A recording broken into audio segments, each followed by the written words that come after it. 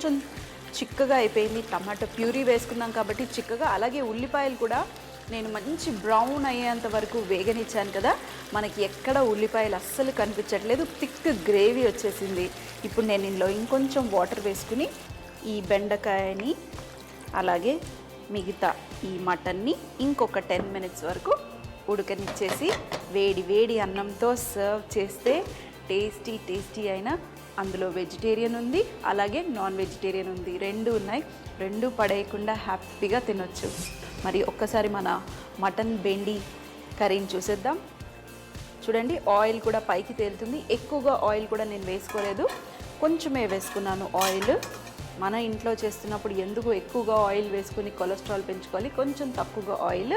అలాగే ఇందులో మన స్టవ్ ఆఫ్ చేసే ముందు ఒక్కసారి టేస్ట్ చెక్ చేసుకుని ఆ తర్వాత సాల్ట్, కారము ఇంకేమన్నా వేసుకోవాలనుకుంటే మీరు వేసుకోండి.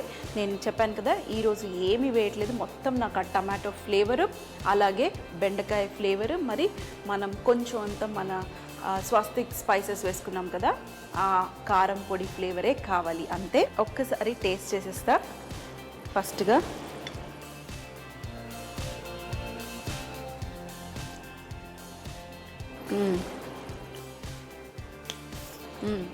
బాగుంది. కొంచెం సాల్ట్ పడుతుంది, అలాగే కొంచెం కారం కూడా, కొంచెం ఎక్కువ కాదు. లాస్ట్లో ఒక స్టవ్ ఆఫ్ చేస్తున్నామంటే మీరు ఒక్కసారి చెక్ చేసుకుని ఆ తర్వాత మీరు మరొక 2-3 నిమిషాలు ఉడకనిచ్చేసి స్టవ్ ఆఫ్ చేసేసుకోవచ్చు. ఇప్పుడు మరొకసారి మిక్స్ చేసేసి నేను ఇంకొక 2 to 3 మినిట్స్ వరకు బాయిల్ చేసేసి మరి సర్వ్ చేసేసుకుంటాను. ఇక్కడ మన ప్లేట్ కూడా రెడీగా ఉంది. రైస్తో తింటేనే యమ్మీ టేస్టీగా ఉంటుంది. పుల్కా కానివ్వండి, రోటీ కానివ్వండి, పరాటా కానివ్వండి, దేంతో తిన్నా కూడా ఈ డిష్ బాగుంటుంది. మరొక 2 మినిట్స్ వరకు మనం వెయిట్ చేద్దాం. మన కర్రీ కూడా రెడీ అయిపోయింది, మటన్ బెండకాయ కర్రీ. మరి బెండకాయ చూడండి మీరు, నేను హోల్ బెండకాయ అలాగే వేశాను. పర్ఫెక్ట్గా ఉడికింది. మరీ ఓవర్గా ఉడికిపోయింది అనుకోండి, అవి మధ్యలో విరిగిపోయి మనకి ముక్కలుగా అయిపోతాయి. అలా వద్దు, మనకి బెండకాయ షేప్ అలాగే కనిపించాలి. అందుకే నేను ఓవర్గా కుక్ చేసుకోవట్లేదు. ఇలా అదే మనం కుక్కర్లో వేసి కుక్ చేసుకున్నాం అనుకోండి, అప్పుడు ఏమైపోయేది, మన బెండకాయ పీచ్ అయిపోయేది, కర్రీ అంతా కొంచెం అజ్జుగటగా వచ్చేది. అందుకే నేను ఇలా బయట ఉడికిచ్చేసుకున్నాను. ఇప్పుడు మరి సర్వ్ చేసేసాను.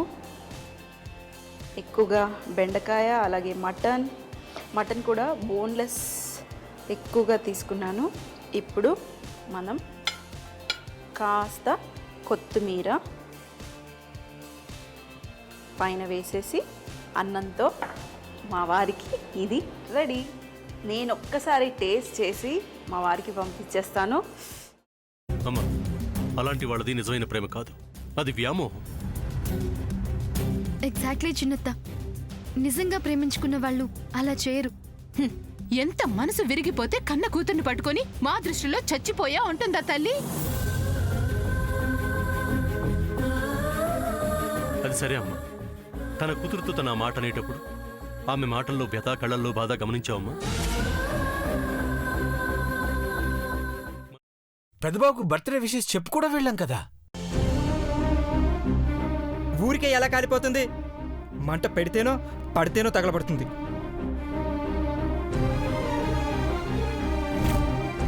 కరెక్ట్ చిన్నబాబు, నీకొచ్చినట్టే నాకు డౌట్ వచ్చింది.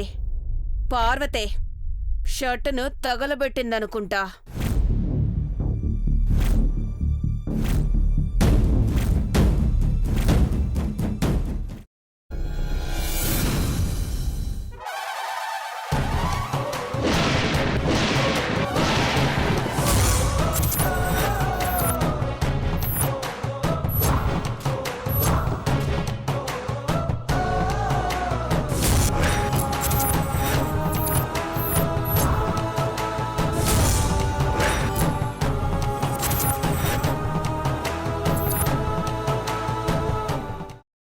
కున్న తర్వాత పొట్టు తీసేసి చాప్ చేసి పక్కన పెట్టుకోవాలి. ఒక ప్యాన్లో కొద్దిగా నూనె వేడి చేసి అందులో ఆవాలు, మినప్పప్పు, శనగపప్పు, కరివేపాకు, సన్నగా తరిగి పెట్టుకున్న ఉల్లిపాయలు వేసుకుని 1 నిమిషం పాటు వేయించుకోవాలి. ఆ తర్వాత కాల్చి కట్ చేసి పెట్టుకున్న వంకాయని కూడా అందులో వేసుకుని బాగా మిక్స్ చేసి బౌల్లోకి ట్రాన్స్ఫర్ చేసుకుని అందులో తగినంత చిక్కటి పెరుగు లేదా పల్చటి పెరుగు వేసుకుని మిక్స్ చేసి అన్నంతో కానివ్వండి, చపాతీతో కానివ్వండి సర్వ్ చేసినా చాలా బాగుంటుంది.